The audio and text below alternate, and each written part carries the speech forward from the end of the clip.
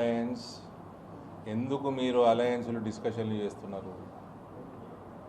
మీడియాకి నేను చెప్తా ఉన్నా, మీరు ఎందుకు టాపిక్ తీసుకొస్తా ఉన్నారు? బీఆర్ఎస్ వాళ్ళు ఏమన్నా ప్యాకేజీలు మాట్లాడినరా అలయన్స్లు తీసుకురమ్మని?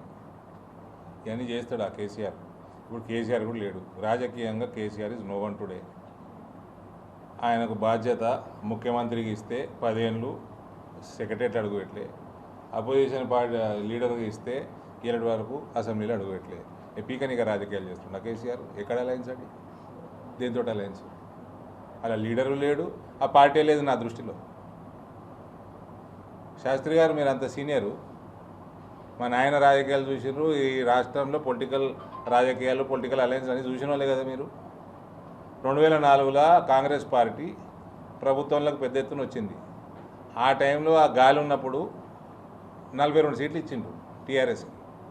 ఎన్ని ఉండే వాళ్ళు? ఒకడే ఎమ్మెల్యే ఉండే, లింగులిటి మన కేసీఆర్ ఒకడే ఉండే. ఒక్కటి ఉంటే 42. ఎందుకు ఇచ్చారు? తెలంగాణ వాదం బలంగా ఉందని ఇచ్చారు. ఇప్పుడు ఏం వాదం ఉందండి బలంగా? టీఆర్ఎస్ అంటే కరప్షను, టీఆర్ఎస్ అంటే ఆరోగెన్సు, కొవ్వు, డ్రగ్సు. వీళ్ళతో ఏం అలయన్స్ పెడతారండి? టీఆర్ఎస్ ఏంది? What is their ideology today? KCR బిడ్డనే చెప్తుంది కదా ఏమేం చేశారు వాళ్ళు 10 ఏళ్ళు ప్రభుత్వం